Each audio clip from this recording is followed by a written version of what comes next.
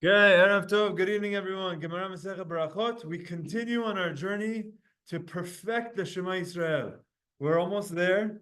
We have a little bit more details, but I think after tonight, that's it. You're ready to graduate and get a certificate that says, "I know how to read Shema." This is what we're gonna do tonight. We're talking about the discussion. The last week we mentioned the Mishnah. The Mishnah told us a very important rule that you have to hear what you're reading. When you say the Shema Yisrael, Hashma le'oznecha ma she'ata motzi mipicha. And we had some discussion of, is that a lechatchila din? Is that a b'diavad? Is that even b'diavad? Meaning, you have to hear what you're saying. By the way, I have to say, this morning, I caught myself in this situation. As I was a bit tired this morning, and I was in Minyan praying Shema Yisrael, and as I was saying Shema Yisrael, I found myself being just tired. So as I'm like tired, I wasn't saying it so loud. And like I almost didn't hear myself, right? And so like you see this idea of we were talking about like how is this common? It's very common. If you don't say it so loud, you're not going to hear yourself. We spoke about this last week when you're saying the Shema, the lashon of the Mishnah is Hakoret Shema v'lo yishmi'a le'ozno yatsa. Rabbi Yosef Omer lo yatsa. We had a machloket of if you're reading the Shema and you can't hear yourself, whether that's you fulfill your obligation or not. We said at the end that yes, you fulfill your obligation, but that's only b'diavad. That means after the fact. Before the fact, you should aim to say Shema in an audible way. That was the din that we said, that when you say Shema Yisrael, you should hear yourself. Okay? If you didn't, machloket. According to Rabbi Yehuda, it's okay, you fulfilled. According to Rabbi Yosef, you did not fulfill your obligation. Okay? We're not going to pick up from that discussion and continue with the Mishnah. Okay? So where we're picking up from is on Daf Tet Vav Amud Bet. We're going to start with Amar Rav Yosef. In the art scroll, it's 15B3 in the leftmost column. Let's go. Here, I'll bring myself here. Wait, Rabbi, can I ask a quick question? Question, sure. When it says you can hear yourself, does that mean you can hear yourself if you're, let's say, alone, or like, let's say you're playing a tune and it's really loud, like, and you can't hear yourself, but like normally. Hear yourself means hear yourself. As simple as that. So if you can't hear yourself because there's background noise, that's considered not hearing yourself. Even though, so that means maybe you would have to shout. Yeah, potentially you would have to shout. That's exactly an example of, let's say you're saying Shema by the train, and the train is coming and you couldn't hear yourself saying Shema because it was so loud. That would be considered not hearing yourself. That's correct. You can't disrupt someone like by the side. You can't Oh yeah. Of course. So if you're shouting Shema Yisrael that everyone else is yeah. Okay. Amar Rav Yosef. Rav Yosef says machloket b'kriyat Shema. You remember we have in our Mishnah machloket about whether you must hear yourself saying Shema or not. So Rav Yosef comes and says this dispute of whether you need to hear yourself or not is only by Shema. Aval b'shar mitzvot, for other mitzvot, divrei hakol lo yatsa. Everyone agrees that if you did the mitzvah without hearing yourself, you did not fulfill your obligation, which means you need to do it again. Dichtiv, as the pasuk says, hasket ushma Yisrael. This is actually a pasuk from last week's parasha, Parashat Ekev. Hasket, pay attention, ushma Yisrael, and listen, Israel. So when the Torah is talking about Shema Yisrael, there's a machloket about what happens if you said it and you didn't hear yourself, whether you fulfill or not. But everything else you have to hear.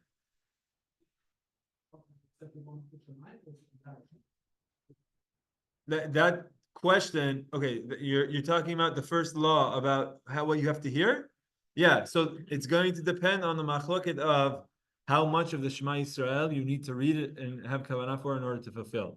We saw that there was a machloket about. According to one opinion, it's the first line. According to another opinion, it's the first line with the first half of Haftarah. And then, it's going to be correlated to that. Whatever your obligation is that you have to say, that's the obligation of how much you have to lechatchila here.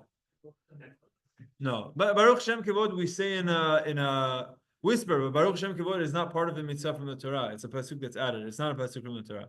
Okay, let's focus on the Gemara here. Okay, so Rav Yosef is telling us the following rule. Rav Yosef says we had a machloket about whether if a person said Shema and didn't hear himself, whether he fulfilled his obligation. Rav Yosef says that machloket, that dispute between Rabbi Yehuda and Rabbi Yosef, is only by Shema. Everything else you have to hear yourself. Everyone agrees. Even Rebbi Tavi agrees that if you didn't hear yourself, it'd be a problem. So if you took off Terumah, for example, and you didn't hear yourself, when you said the bracha, you didn't fulfill that mitzvah. Or if you, for example, said Berachot 15B and you didn't hear yourself, you didn't fulfill the obligation.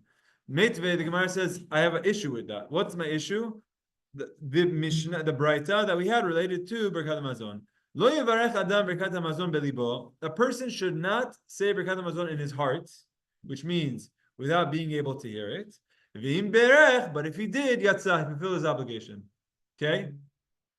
So, Rav Yosef is trying to tell us that the leniency only exists by Shema, according to one opinion. Everything else, you have to hear yourself.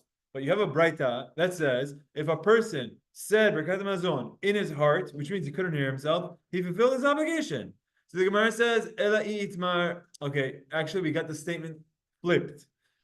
If Rabbi Yosef said something in this context, Hachi itmar, this is what he said. This is the correct statement of Rav Yosef. Amar Rav Yosef, machloket b'kriyat Shema. By kriyat Shema, we have a dispute about if you fulfilled your obligation, if you didn't hear yourself. Tichtiv Shema Yisrael, because it says Shema. Aval b'shar mitzvot, but with all other mitzvot, divrei hakol yatsa, everyone agrees you fulfilled your obligation. Which means Shema is the only one where there's an opinion that says you didn't fulfill your obligation. Shema, you have to be strict. Because according to Rabbi Yosef, it says, Shema, you have to hear it. You have to hear that which you said. But everything else, it doesn't say the word Shema. So then if I don't hear it, it's okay. So what we now have just said is that there's a machloket by Shema. Everything else, if you said Berachot 15B and you didn't hear yourself, it's okay. If you said any brachot and you didn't hear yourself, it's okay. Everyone would agree it's okay. Fine. Aval b'shar mitzvot, divrei hakol, everyone agrees you fulfill the obligation. The Gemara says, Va'ketiv hasket u'shma Yisrael. But there's a pasuk in the Torah that says, when it comes to Torah, hasket, pay attention, u'shma Yisrael, and listen. So what the Gemara is doing is, you're telling me by Shema Yisrael, there's a stringency because it says the word Shema. Okay, but it says the word Shema in reference to other mitzvot also. It says hasket u'shma Yisrael. So the Gemara answers, Ahu b'divrei Torah ketiv. That is talking about a fashion in which you should be studying Torah. And I'll give you two explanations of this. Ahu b'divrei Torah ketiv, that applies, that mitzvah, that says hasket u'shma Yisrael, that applies to divrei Torah. So first, I'll bring you to a footnote in the art scroll, footnote number 24 on 15b3. I'll read it to you. The Gemara below on 63b. So Masechah Berachot of 63. We'll be there in at this pace. Yeah. Within the before 2030. We're gonna get there soon. Actually last daf we flew through. We basically did an entire daf yomi stuff. But yeah, so in Masechah Berachot on daf 63, it interprets the word hasket to mean make yourself crushed. Hasket means haskat, make yourself crushed. It's telling you a posture, maybe it's more of a figurative posture that you should have when you're studying Torah. That you should put yourself in a position where you're crushing yourself. You're going to work hard for studying Torah. You don't study Torah kicked back, with your legs crossed and sipping on a beer. Actually, we did that once before, but whatever. You don't do that just relaxed, lying down in your bed. Gemara is something that you need to invest energy into. So Torah is something you need to invest energy into. Studying Torah is not studying and reading a novel. So hasket means you should push yourself, pain yourself to understand the words of Torah. Bnei Yoshua adds that even according to Rashi, the word Shema in the verse teaches that one must read aloud the words of the Torah. So here's a second explanation. The word hasket, just so that we understand the context here is it's saying the mitzvah of Shema, there's a machloket if you have to hear it or not. Everything else you don't need to hear. The Gemara says, well, what do you mean? It says hasket u'shma Yisrael. That's not talking about doing a mitzvah and hearing yourself as you do a mitzvah. That's talking about how to study Torah.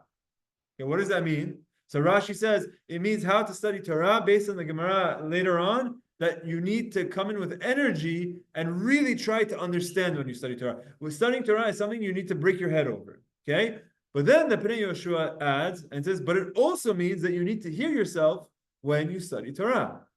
There's one opinion here that I see they quote the Megadim Chadashim. I actually had the sefer, I was looking at it. he goes through a full page saying, do you fulfill your mitzvah of studying Torah if you can't hear yourself?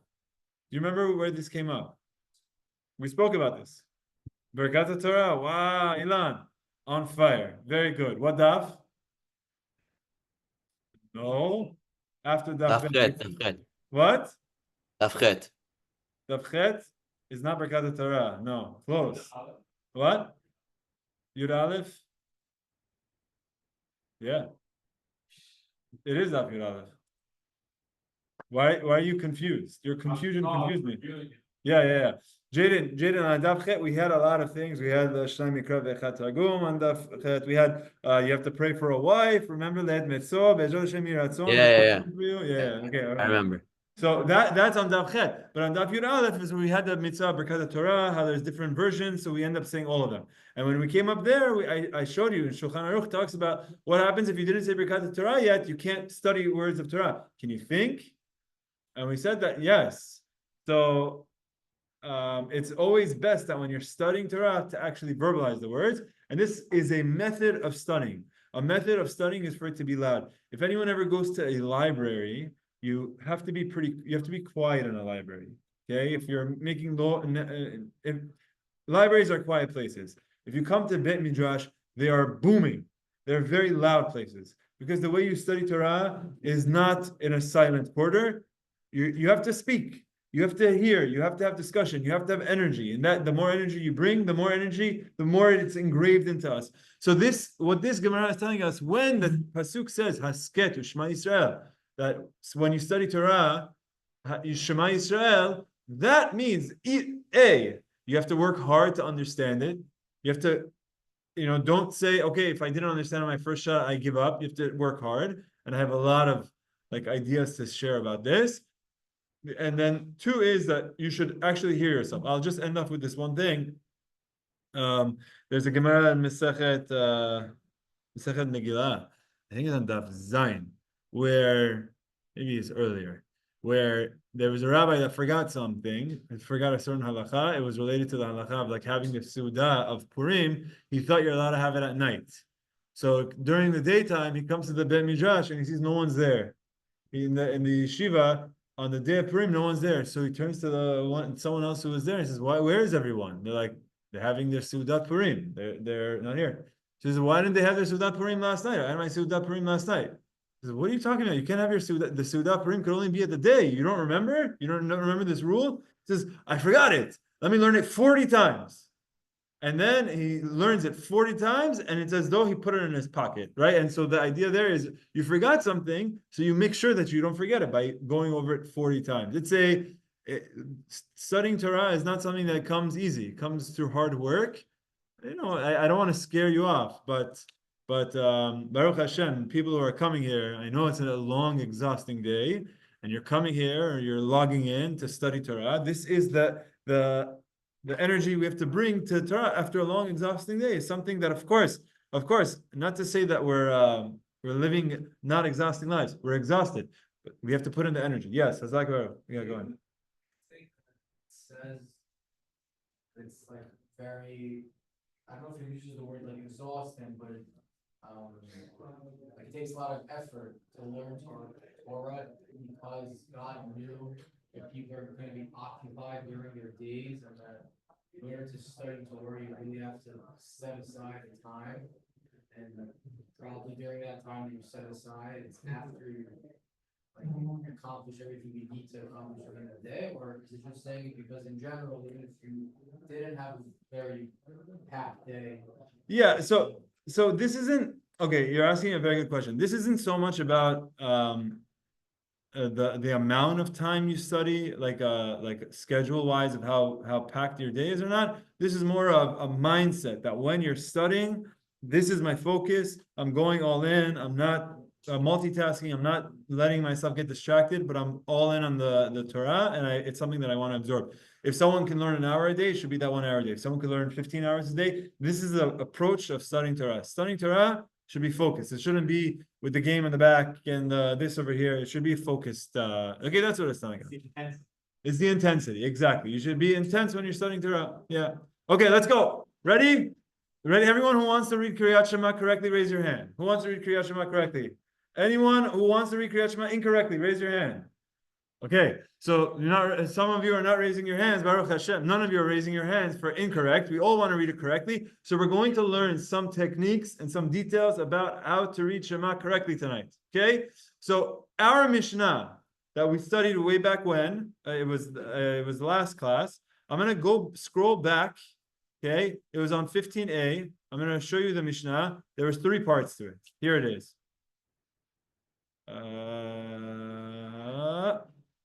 Almost there. Oh wow, we did a lot. Here. Okay, this one, the Mishnah that we did last time on 15a says Hakrei Shema v'lo yashmi'a le'ozno yatsa. Rabbi Yosef Omer lo yatsa. Reading the Shema, you have to hear yourself. If you don't, machloket whether you fulfilled or not. Case number 2. Kara v'lo dikdek be'otiotea. You read the Shema, but you didn't read it precisely, which we're going to define tonight. Rabbi Yosef Omer Yatsa. Now Rabbi Yosef, who before in the first clause said you do not fulfill the obligation, he now says you do fulfill the obligation. Rabbi Yehuda Omer lo Yatsa, but Rabbi Yehuda says you do not fulfill the obligation. So Rabbi Yehuda says if you read it imprecisely, you do not fulfill your obligation.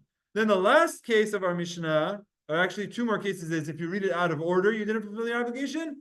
And then the final case is, let's say you forgot, you made a mistake. No, you forgot. You made a mistake. You're not sure, am I up to this word or that word? Go back to the first one. Go back to the last place that you know you read correctly.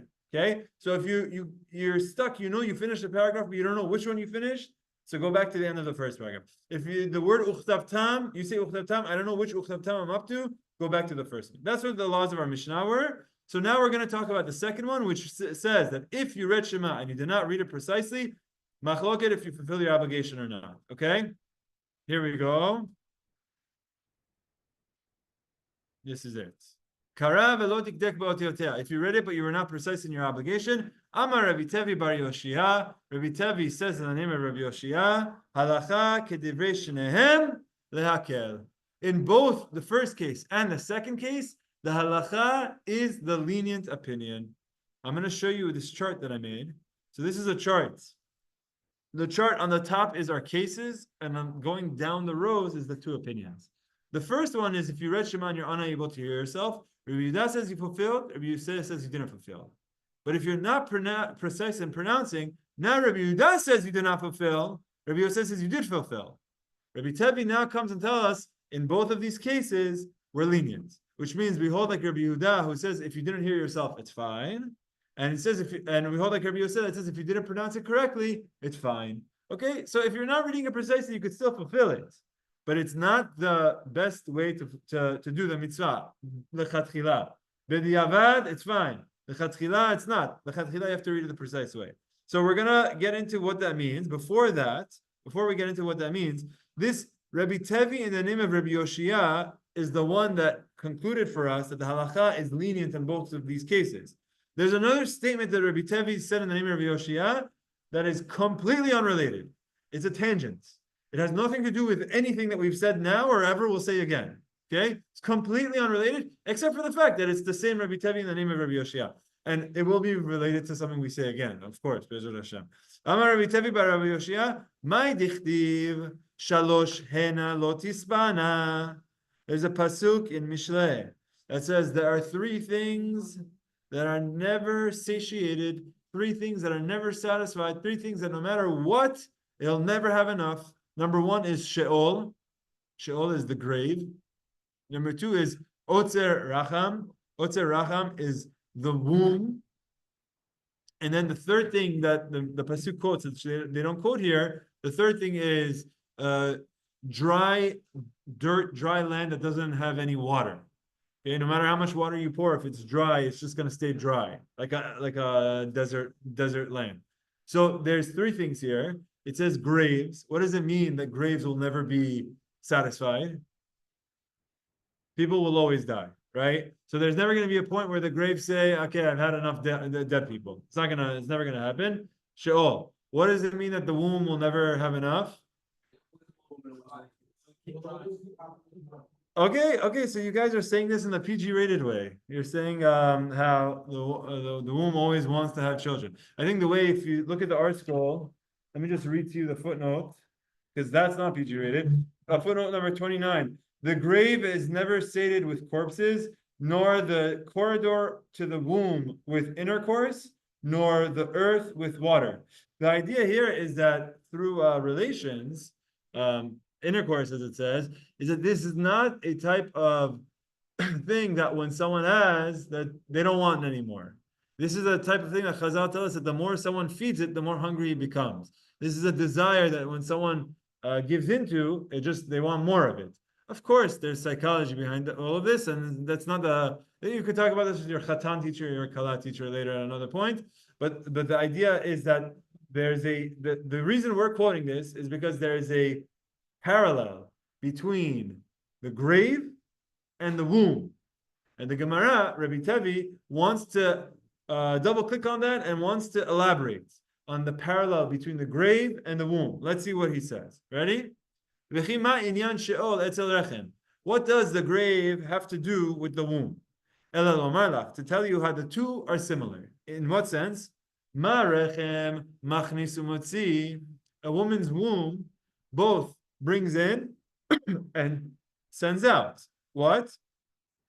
It brings in the seed, the sperm, and it brings out the child. Something comes in, something goes out. It's not a one-way street, but it's two-way street. So too, af sheol machnisu metzi. So too the grave is a two-way street. A body will go in, and eventually this is the concept called techiyat hametim, where people will be resurrected. People will come back from the dead alive. This is one of the principles of Yahadut. It's called techiyat hametim. The dead come back to life. So here, what he's doing, Rebbi Tavi, is he's saying, look, the pasuk in Mishlei that's drawing a comparison, a parallel between the womb and the grave is to say a womb, something goes in, something comes out. A grave, something goes in, something will eventually come out. And furthermore, not just that, but it's actually going to come out with a lot of fanfare, if you will. It's a kal vachomer. Kal vachomer is a logical inference. A womb, when something enters, it enters privately. It's entering somewhere in sin'ah, in privacy. But when something comes out, it's loud, there's happy, there's singing, there's dancing, there's mazal tovs, there's posts, there's all of this. So something that starts in private ends up being very loud. So she'ol shemachnisim bo b'kolei kolot. She'ol, the grave, when someone goes in, there's a lot of crying, there's a lot of screaming, there's a lot of talk, there's a lot of noise. Eno din shemotzim mimeno b'kolei kolot. All the more so, when we come out, it's going to be a lot of celebration, a lot of singing, a lot of dancing, just like with the child that's born, all the more so. With this, mikan teshuvah leomrim and techiyat hametim min haTorah. And this is a source from the Torah, not really the Torah, it's from Tanakh, it's from Mishlei. This is a source of techiyat hametim in the text. It's not an explicit source, but there is a parallelism that he extends to teach you. Look, techiyat hametim is in the Mishlei.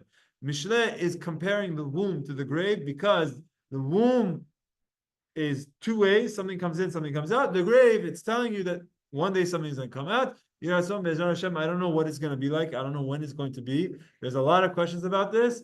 Definitely not for our topic. But to know that this is one of the things we believe, that Yiratzon Be'ezras Hashem, one day the dead will come back to life. Yes. Yeah. Yeah. It's definitely not an explicit source. It's definitely not an explicit source. There are people that don't believe it, right? So there are different attempts of sources for Techiyat HaMetim, but it's not explicit in the Torah. It's not explicit. So he's saying, look, this is a source. Correct. Yeah. You could poke holes at this. This is a Agadata Gemara. This is an Agadah. There's a lot to learn from this. There's a lot of important laws to learn from this. But by the way, there is something that the commentators explain. The pasuk says there are three things that will never be satisfied: a womb, grave, and a land that doesn't have water. So for that third one, it tells you what it's missing. It tells you land doesn't have water. But for the first two, it doesn't tell you. It just says a womb and a grave. Why doesn't it say a womb without this and a grave without that? It doesn't say that. It says womb and grave. So he says, based on that, is that the text is trying to, by not giving you those details, the text is trying to tell you these two are the same thing. There's the same thing going on with them, and that's his inference. So he's not just forcing it in; he's picking up on some textual detail that it doesn't say. Okay, let's get to our main key Gemara of the night. Let's go. Okay, all right, everyone. Shake it off if you're exhausted. Whoa, look at the Zoom. We got a lot of people joining. Shalom Aleichem to the whole Zoom. I didn't see you. I was sharing screen. We're now going to learn about how to pronounce words correctly in the Shema Yisrael. Actually, maybe we're not there yet, but we're actually not there yet. We'll be there soon. We'll be there soon. I have a question for you. Question is as follows. The Shema Yisrael tells us that we have to have tefillin. In the tefillin box, what's written? What? Yeah, okay. Psukim. There's 4 paragraphs. What are the 4 paragraphs? Shema ve'afta is 1. I heard Kadesh Li. That's 2. Ve'haya, the second paragraph, Shema, and Na vayomer ve'haya ki v'yacha. So in the morning when we say Kadesh Li ve'haya ki v'yacha, these are 4 paragraphs that say to wear tefillin. Those 4 paragraphs go on the tefillin. What about a mezuzah? What's written in the portion of a mezuzah? Shema Yisrael. Ve'afta is the same thing. It goes together. Ve'haya. Ve'haya. Very good. The second paragraph of ve'haya. So Shema has, mezuzah has Shema ve'haya. Tefillin has the same Shema ve'haya, and also Kadesh Li and ve'haya. Okay. Now let's say that in the mezuzah it says Uchtavtam mezuzot beitecha v'sharecha. You should write this in your mezuzot. So the question we're going to have now is, that's instructions. Should you put the instructions in the text? Meaning, when you write the Shema Yisrael, when you read the Shema Yisrael, it says Shema Yisrael Hashem Echad. ואהבת את השם אלוקיך בכל לבבך ובכל נפשך ובכל מאודיך והיו הדברים האלה אשר הנוהם מזרח היום על לבבך. All of this, and then at the end it says וכשאתה מאות על ידיך, take this, put it on your arm, וכשאתה put it on your head, וכשאתה מזוב ביתך וישעריך, and also put it in your mezuzah. Those lines, are those instructions? But those aren't really part of the Shema itself. Those lines are telling you what the paragraph, the words you just said before, put that in the Shema. It says, Uchtavtam, what? Uchtavtam, whatever I just said, write that in your mezuzot. Write that in your tefillin. Or do you include the instruction in the text itself? You get it? You understand the question? Yes, no? I'll give you an example. Right. Okay. Yeah. So what we're going to do now is we're going to say this discussion. I'll tell you one more time. Okay. I'm going to tell you a process. You ever know you ever hear this thing whenever someone is speaking from a teleprompter, and in the middle of the teleprompter they say pause, right? They're reading the teleprompter. This is what I think that we should do. This pause, long pause. Look at the crowd, right? Yeah. Okay. Someone who said, but someone's calling me from the Zoom. Joe Biden. Oh, okay. So the thing is, sometimes there's instructions that shouldn't be part of the speech, right? Similarly, the Shema Yisrael, at the end of it says, okay, this whole thing, put it in your mezuzah. So when it says, put it in your mezuzah, are you putting that line in the mezuzah? The line that says, Uchtavtam al mezuzot beitecha, write this on your doorpost. Do you stick that instruction in the text that goes in the doorpost, or is the section above that it's what's going in the doorpost? You get it? Okay. What?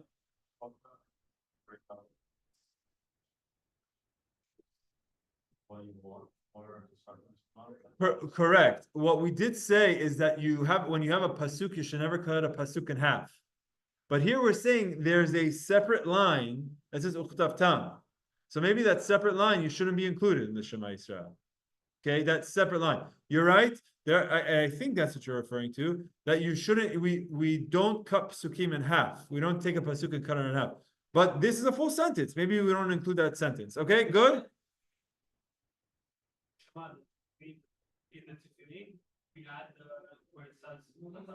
That's the question. You want to know the answer? You came to the right place, Tomer. We're going to learn the answer right now. The answer is yes. It's all in there. It's in the mezuzah, it's in the tefillin, but now we're going to see the source. Here we go. Tani Rabbi Yoshaya kamei de Rava. So one time, Rabbi Yoshaya was teaching the following braita in front of Rava and said as following: Uchtavtam, you should write them. When it says Uchtavtam, Hakol bichtav. Everything should be written. Afilu tzavaot. Even the commands, even the instructions that say you should write this in the mezuzah should be written in the mezuzah. That is part of the paragraph. That is part of it, so it should be included. Amarle. So Rava says, okay, Rav Yoshaya, you just taught me a braita that says that in the Shema Yisrael, everything is included, including the instructions should be included. Which opinion is that? The Amar Lachmani, who is that? Rabbi Yehuda. It must be the opinion of Rabbi Yehuda. Why? Because what did Rabbi Yehuda say? The Amar Gabe Sota, by an Isha Sota. Is everyone familiar with the story of Isha Sota? I could give a very quick explanation. There's a situation where there's a man and woman that are married, and the woman did something that was suspicious. The husband was suspicious of her, of being alone with a certain guy, and he said, "Don't be alone with this guy," and she's alone with him.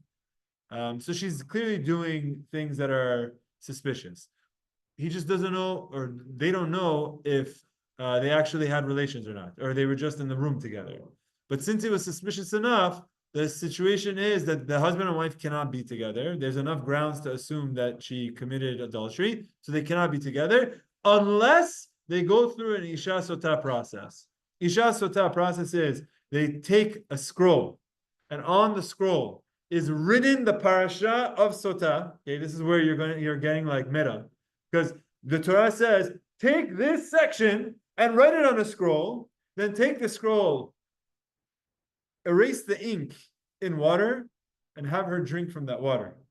And based on that, if she survives and she's healthy, she's allowed to go back with her husband. If not, she's going to get sick and die. Okay? It's a very interesting discussion about like what exactly is going on here. But for our purposes, there's a text that says, so then she should go to the Kohen, and then the Kohen should take this parchment, and Kohen should take this parchment, put it inside there, and then he should tell her, you have to say this, and then she will say this, then he will give her this to drink, then she will drink it. Along the way, there's a lot of instructions. First, the Kohen should do this, then he has to do that, then she has to do this, then she has to do that. Then you have to take this parchment, and with this section that's written there, you have to erase it. So are these instructions in the text when you're erasing or not? So Rabbi Yehuda says, no, they're not. The Amar Gabe Sota, Rabbi Yehuda says by Sota, alot kotev. All of the specific curses that are written in the text, you write in that scroll. Savaot eno kotev. But the instructions of what to do first, what to do second, that doesn't go in the text. V'hatam, why is it over there that Rabbi Yehuda says that you don't include the instructions? Dichtiv v'chatav et ha'alot ha'eleh. You have to write these curses. So it specifies. It doesn't just say uchtav tam. It says v'katav et ha'alot ha'eleh. Write the curses. Oh, so write the curses and nothing else. But here it says uchtav tam. Now it says write the whole thing. Afilu tzavaot nami. Then you have to include the instructions also. So what happened is that Rav Yoshaya says when it comes to Shema, you need to include the instructions. Rava says that is the opinion of Rabbi Yehuda, because Rabbi Yehuda by Sota says you don't need to include the instructions because there's a text that explicitly says you only need to write the curses, so you don't need to include the instructions. But here, where it says you have to write it, then you have to write the whole thing. The Gemara says, hold on a second though, let's just get one step deeper. Atu taamid Rabbi Yehuda mishum dichtiv v'chatav. What you're telling me now is the reason why Shema, you have to write the whole thing. It says, because it says, uchtav tam. You should write them, write the whole thing. But that implies that if it would have only written the word v'katav, without the tam suffix, if it would have just said v'chatav, just write, then I would have assumed you don't need to include the instructions. But that's not what Rabbi Yehuda said. Rabbi Yehuda didn't say, it says v'katav, therefore don't include the instructions. He says, it says, it says you need to write these curses. Since it writes you need to write these curses, then the exclusion is just the curses, not the instructions. But if it wouldn't have said these curses, if it would have just said the katav by itself, you would have included the instructions. But here, by Shema, It says uchtav tam. You have to write them. You have to write the whole thing, and that's why. So it's not the same opinion. Alot in tzavaot lo. It's the no. It really is the opinion of Rabbi Yehuda. I would have thought nelaf ketiva mehatam. I would have thought that you're going to have a gezerah shava. Can anyone remind me what is a gezerah shava?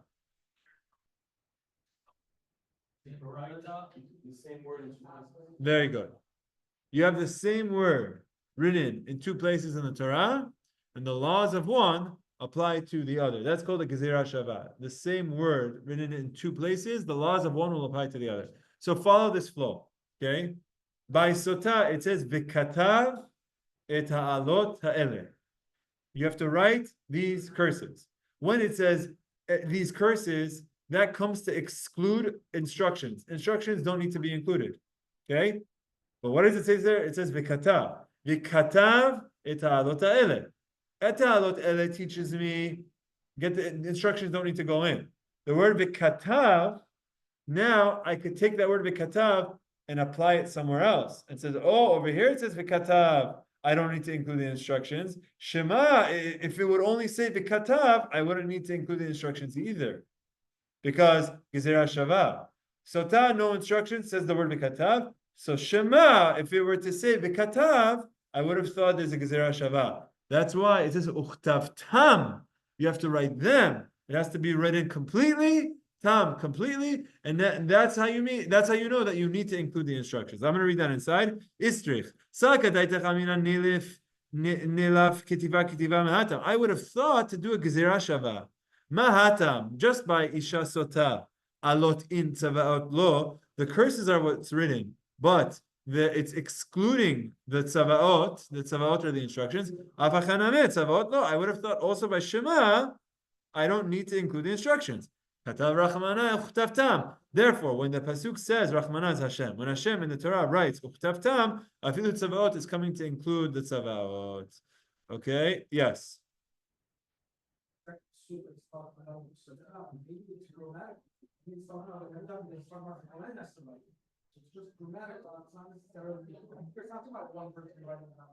Okay, good question.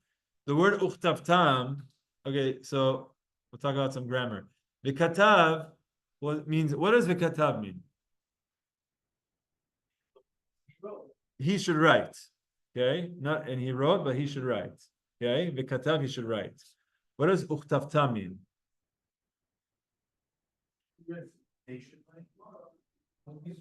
No. Yes, but that's what's important. You should write them. Uchtav tam should write them. If it would have said uchtavtem, means you plural should write. V'katav, you singular should write. Uchtavtem would mean ulmatem means you plural should write, but uchtavtam means you singular should write them plural. What's them? The words. So here that suffix is referring to the words. It's not referring to the person. It's the same singular person. If it would have said uchtavtem, it would have mean plural you all should write. It says uchtavtam, it means you should write them. Okay, the suffix, the understanding of the suffix here is important. So because of that, they're both a single person writing. It's either me writing it on my mezuzah, or it's the Kohen writing it on the scroll. So it's a very good point. Okay, let's keep going. Let's get to the part about how to read Shema Yisrael, and this one's going to be a breeze. Okay, I'm going to pull up the Sidur at the end. We're going to pull up the Sidur. Ane Rava oh, sorry. Here we go. Very important rule of Rebbi Ovadyah. Rav Ovadyah. Taneh Rav Ovadyah Kamed Rava. So now we have a braita that Rav Ovadyah teaches in front of Rava the Amora, and he says, "Velimatem otam et benechem ledaber bam." Velimatem, you should teach them. Velimatem means you should teach them. In this context, it could have said velimata, or velima. It could have said that you should teach, but it says velimatem. In this context, it means you should teach them. Why does it say that? So it's a contraction of two words. Sheyeheh limudecha tam. Limatem means that your limud should be tam. What does tam mean? Pure. That's exactly it. What do they translate here? should be complete. Pure mix sounds right. When you say your words, Sheyiten Revach Ben Hadevakim. Very important words. I want everyone to say this together with me. Sheyiten Revach Ben Hadevakim. That you should leave space between adjacent words. You should have space between your words, meaning don't swallow your words. V'limatem, teach them purely. Teach the words, say the words of Shema correctly. Leave a space between each words. For example, Ani Rava Batres, so Rava says, I'll give you some examples. Kegon, al levavecha, right? It says, V'hayu adivrim ha'ele asher nechem sevachayom al levavecha. What can you tell me about that phrase of al levavecha?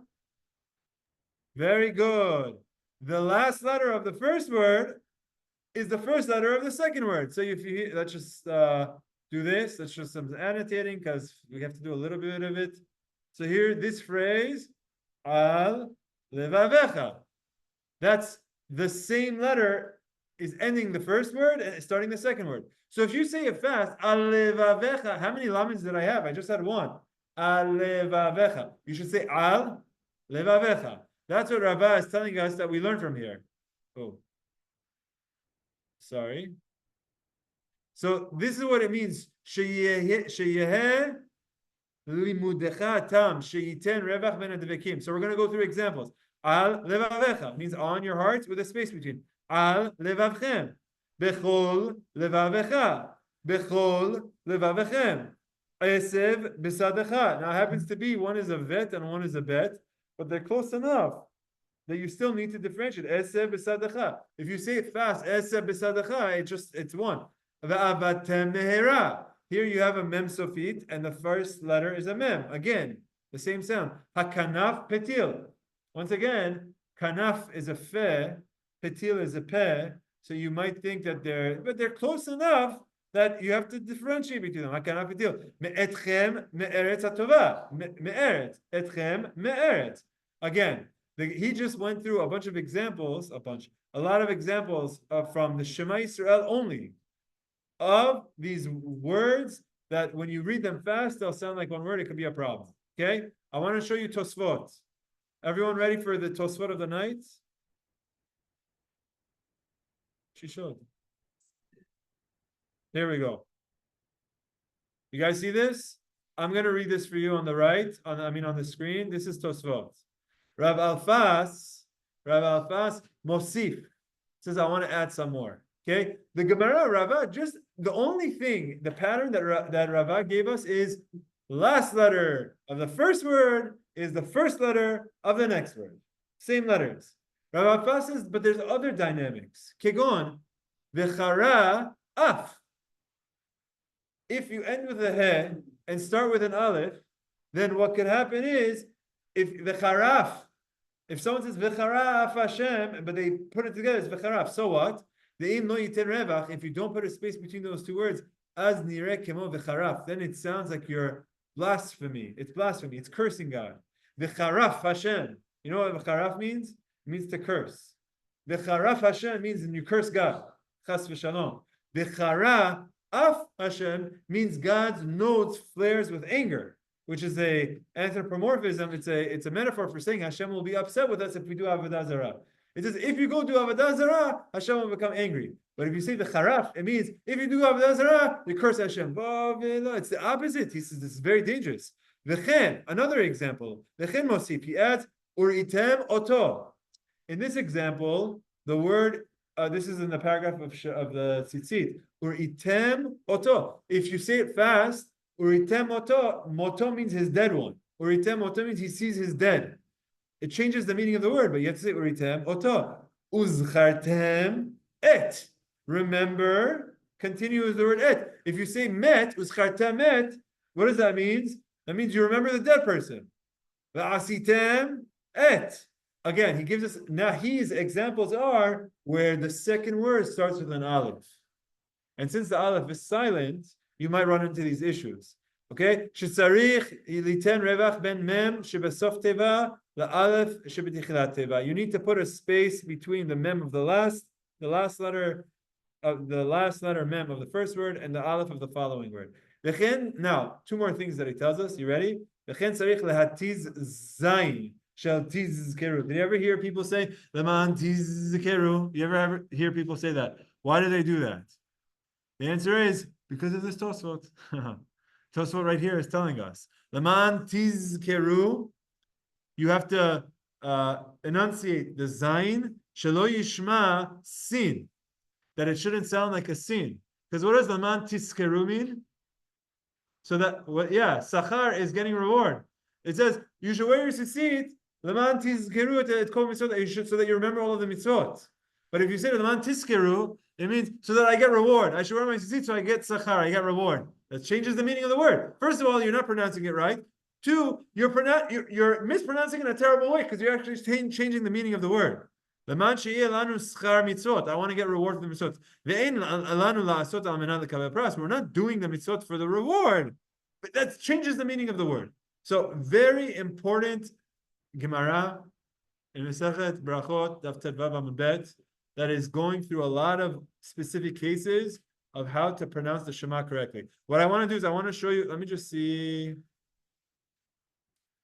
I want to see one more section. See Shulchan Aruch, and I want to go through the Shema with you guys to look it through. Yes, question.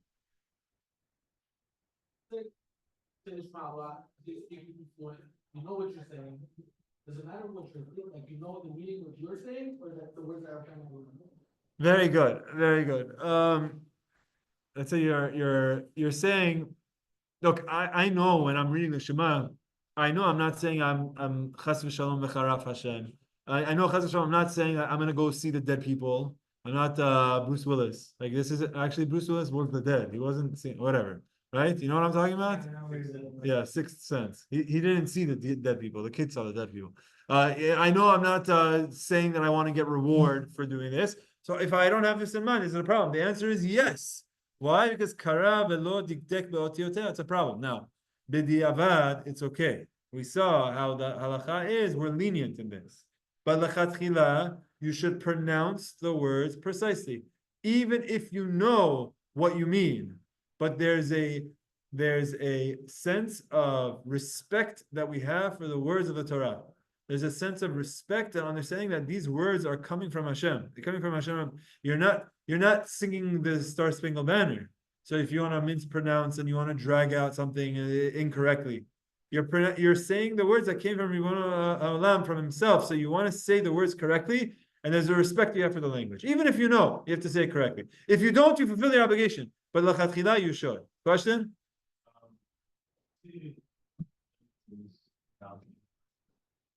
Tis with a sin. Leman tizkeru. Leman tizkeru means so that I get rewarded. Leman tizkeru means so that I remember. Question? Like, so is there different standards for like a chazan versus someone praying privately? Like if you mess up when you pronounce, you're like chazan. Okay, excellent question. No, we don't. I guess like if your chazan makes this mistake, you don't need to send him. You don't need to send him down, but you also don't need to send him up again, right? Maybe next time he loses his chance until he practices. But no, and also the thing is, no one relies on the chazan's Shema Yisrael to fulfill their obligation. I say no one, but I guess it's possible. But usually people say the Shema themselves. So even if he reads it incorrectly, if I'm reading it the correct way, it's fine, right? But if it's a situation where he is doing it to fulfill the obligation of others, then it's a major problem if he's reading it incorrectly. Someone who's reading to fulfill the mitzvah for other people and doesn't read correctly is a major problem. Major problem. Yeah, this is more than Megillah. Megillah is only the Rabbanan. The Shema is from the Torah. It's from the Shema is from the Torah. Okay, I want to show you Shulchan Aruch. Actually, before that, let's just do one nice idea to give you some inspiration to do this. Okay, then whoever didn't pray Arvit yet, you're gonna see what we have in store for you tonight when you pray say Shema Yisrael tonight. Right? Let me share the screen. We're gonna give you some nice motivation. Okay. Amar Rebbi Chama Bar Chanina. Rebbi Chanina. Rebbi Chama says in the name of Rebbi Chama, the son of Rebbi Chanina, said, Kol hakoreh kriyat Shema. Anyone who reads Shema, umidakdek be'otiotea, and he reads it precisely, he reads the words correctly, mitzanenin lo gehinam. They're going to pull down Gehinam for you. Okay? So, Bezrat Hashem, this person doesn't have to go to Gehinam. But if somehow, for some reason, he has to go into Gehinam, they're going to come there, they're going to say, this guy said, Uzchartem, so well. That's it. Give him an ice bath. The guy's going to be freezing in Gehinam. Okay? Why? So let's see the pasuk that he quotes. Shneimar, Bifares Shaddai Melachim Ba Tashleg Betzalmon. This is a pasuk in Tehillim that says, when the Almighty scatters kings over it, Bifares means to scatter. Shaddai is God. When Hashem scatters the kings, Tashleg Betzalmon, it will snow in Salmon. Okay, when Hashem does this, that's going to happen. He's now going to take this line, take two of the words, and change the meaning. It's so ironic that he's going to change the pronunciation of the words to tell you that you should pronounce correctly. But what he's going to say is, Al tikre befares ela befaresh. The word befares, which means to scatter, could also mean beferush, to say it explicitly, to say it clearly. To lefaresh means to explain, and befaresh also means how do they translate it? Befaresh, when he enunciates, to say it explicitly. Yeah, okay. So befaresh Shaddai, which means when you say clearly the prayer of the Almighty, meaning the Shaddai, the tefillah that we're accepting God, then the person tashleg betzalmon will make it snow in Salmon. What is Salmon? Al tikre betzalmon, that city of Salmon, ela betzalmavet. Talking about in the shadow of death. Shadow of death is the shadow that comes after death, which is referring to Gehinam. So this pasuk of Tehillim, what we're doing is we're doing an al tikre. This is once again, this is an Agarata Gemara. But this idea that Rabbi Chama is teaching us is that someone who enunciates Shema so properly will get saved from the death, the pain of Gehinam. So there's a lot of questions the commentators are asking, like, who's the guy that's reading Shema Yisrael so perfectly and ending up in Gehinam, and then because of this he's not going to end up in Gehinam. So there's a lot of questions here. I think the idea here is to teach you how most people hear this, they take it lightly. Most people say it's kutabia. You know what kutabia means? Like, give me a break. Okay, so I want to say it a little bit faster. I know I don't mean this. I know I don't mean that. Now you want me to pronounce every single thing? No, this is powerful. This is important. Don't take this lightly. If I told you that this would be the difference between burning in Gehinam or not, would you care about it? So this is his example. This is something that he says, take seriously. Pronouncing the words correctly. There's so much to discuss about this. I want to show you Shulchan Aruch. Yes. Okay, excellent question. Why just the Shema? Let's see what Shulchan Aruch says, and we're going to see where this comes up. The simple answer of why just Shema is because Shema is the only mitzvah, or the main mitzvah that we have of reciting from the Torah that's mandated by the Torah. What do I mean? The Torah says you have to say Shema, but the Torah doesn't give us the Amidah. The prayer of the Amidah is something that was coined by the rabbis. So the precision that comes with that is not as is not the text of the Torah. The text, what part of the Torah are you required to read every day? There's only one part.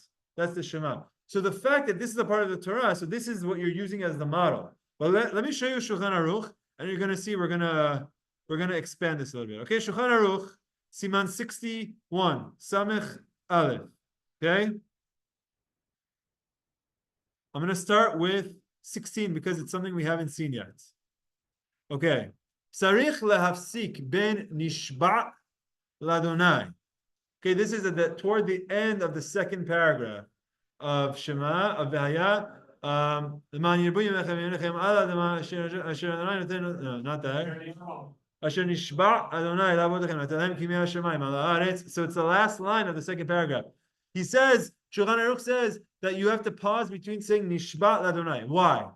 Because the word nishba means sworn, was sworn. Asher nishba, we're sworn. Nishba with a hey means taken captive. Shevi means being kidnapped. So if someone reads the word as nishba, it means one thing. Nishba with an ayin means something else. If you're Ashkenazi and you don't differentiate, so you don't differentiate. But if you're sefaradi and you differentiate, it's very clear that according to Shulchan Aruch, there's a difference between an ayin and a hey. It's clear because he says you can't. What does he say? He says kidei lahat'im yafeh ha'ayin shelo teheh nir'et keheh. You should pronounce the ayin properly so that you don't make it sound like a hey. According to Shulchan Aruch, ayin and a hey is different. By the way, according to the Gemara, it's different. The Gemara Masechet Megillah tells us, who's my Kohen? You're a Kohen? We have Ronnie is a Kohen in the Zoom. Oh, Mr. Fuladi. Trivia. The only Mishari that has a last name that starts with an F.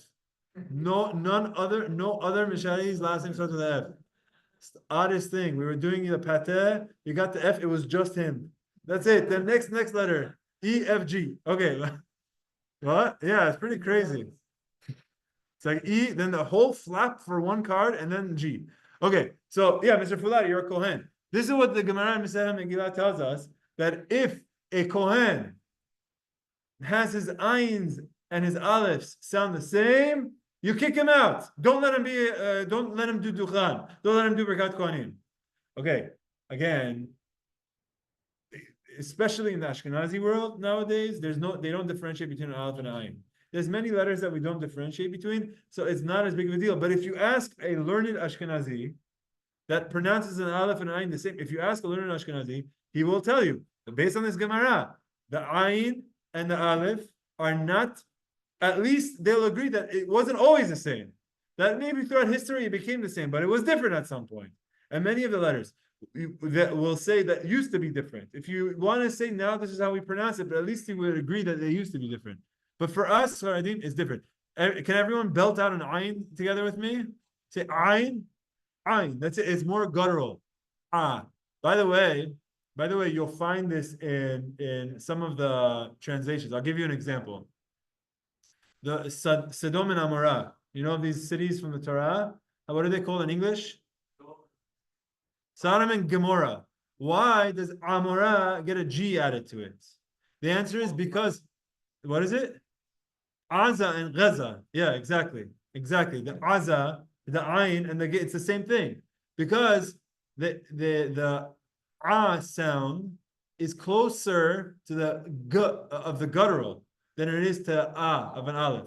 That's why you'll translate it as Gomorrah, or you'll translate it as Gaza. Why is it Gaza? It should be Aza. Because in Hebrew we say Aza, because it's because of the G sound. So you see that even in the translation to the languages, that there's some you'll see some signs of it there. So there's a difference between an aleph, which is really silent, it's it's just whereas ayin, you need to use your throat for it. Okay, so everyone give me an ayin. Ayin, very good. So when you say the word Asher Nishba Adonai Lavotechem Atelahem, you need to take a pause. Shulchan Aruch says take a pause and focus on this. That's Rabbi. 16. Yes. I want to get the examples. Is it related to this? Very. Yes. Go ahead, Mr. Korbani. So in Persian language and in Arabic language is it's the same. It's like bet in Hebrew. It's a brother sister. You have two sister. Yeah, the twins. Letters has a dot in it. In Arabic and in Persian is ayn ghayn. Oh, like ayn has a dot on top of ayn, and it's called ayn ghayn. That's why Gaza is Gaza to them, and it's Aza to us. So this is in Persian and in Arabic. There's two letters. One has a dot, one doesn't. One is called on top. The dots are not inside, like pef, bet. It's on it's top. On top, and it's ayin and the ghayn. Uh-huh. Unbelievable! Wow. I gotta learn how to read Farsi. I think this is I just know the language so well, but I don't know how to read or write it. Mr. Korvani, thank you. It's an excellent point.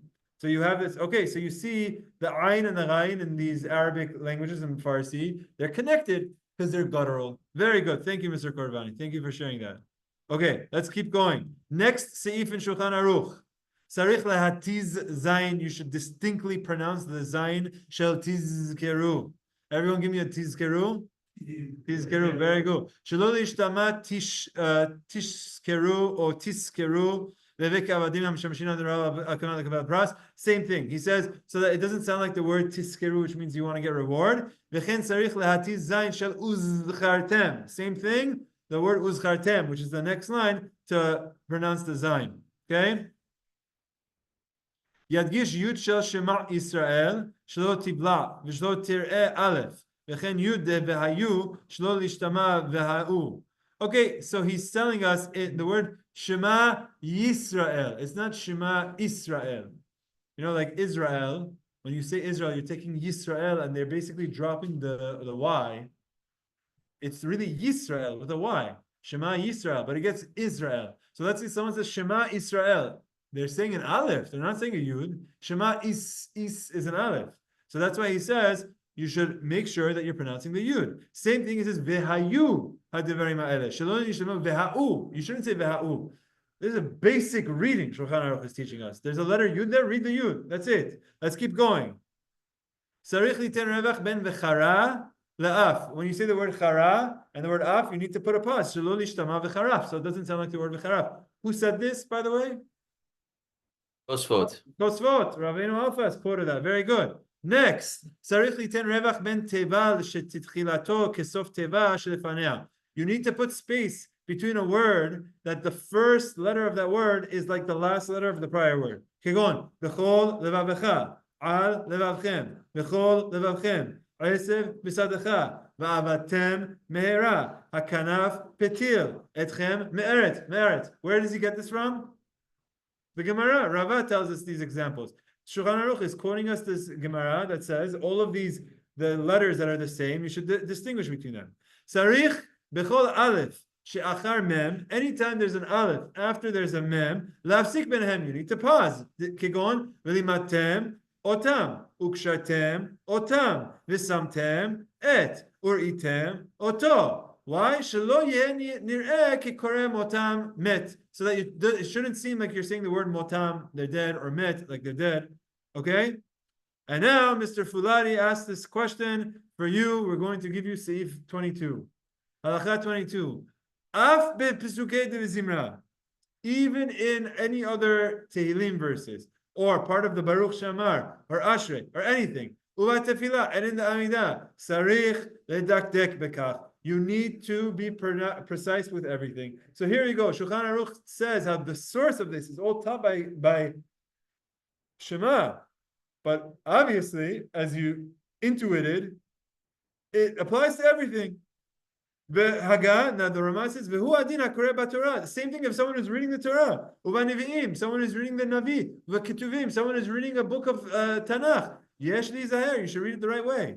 Okay? So, there is no permission to read things incorrectly, ever. You read things in the proper way, okay? Sounding a little bit strong, but I'm showing you what the Shulchan Aruch says. Let's keep on going with Shulchan Aruch. Next. Sarich ledaktek shelo yarafeh hechazak lo yechazek harafeh. This is going back to what Mr. Korvani was telling us. Sometimes there's a letter that has a dagesh in it, that like a peh. Sometimes it doesn't have a dagesh in it, it's a feh. So he says you should pronounce the pez, the ones with the dagesh, you should have a dagesh. The ones without, you should have without.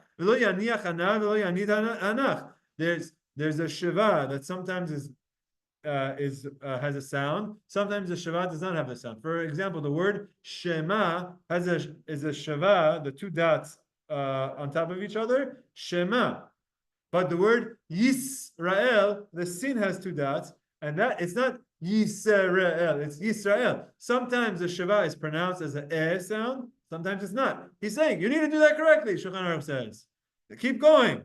You have to read it with the correct taamim. Just like you have it in the Torah. When you read the Shema Yisrael, you should read it with taamim. Okay, with this I have a comment in a second.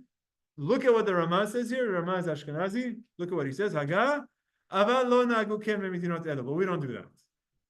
He says in our countries, we don't read the Shema with taamim.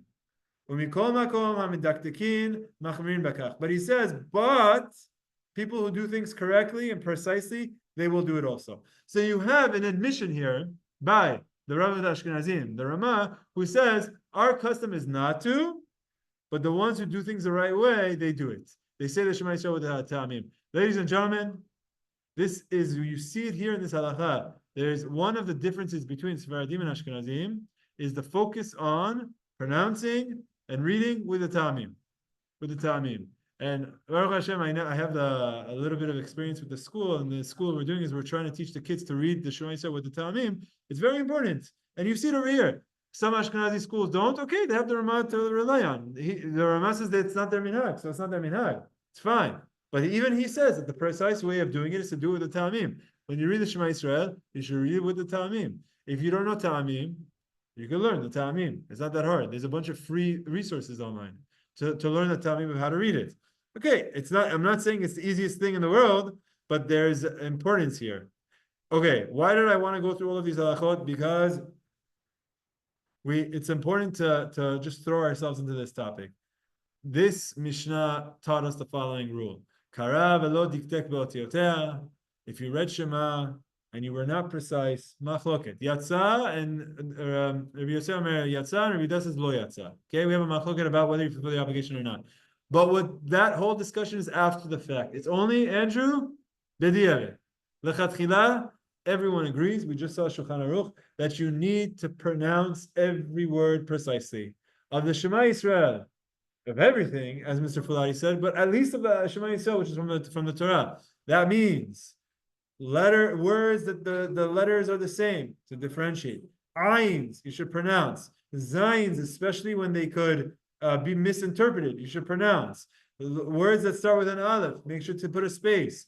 Words that have a shvanah, you should roll them. Words that don't have a shvanah, you shouldn't. Words that have a yud, you should pronounce it, etc. Says things that have a dagesh, you should put a dagesh. Without a dagesh, don't have a dagesh. Then you should read with the taamim. You have so many halachot about the Shema Yisrael, and we're learning it on our page. So it's important. It's important that as we learn this, we put it into our practice.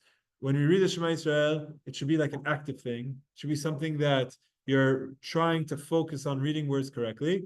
If you want a recording, I have a recording. You go to my YouTube channel. We have a recording of the Shema Yisrael, by Mr. Adam Levy. He recorded it. You can listen to it. You could learn the taamim.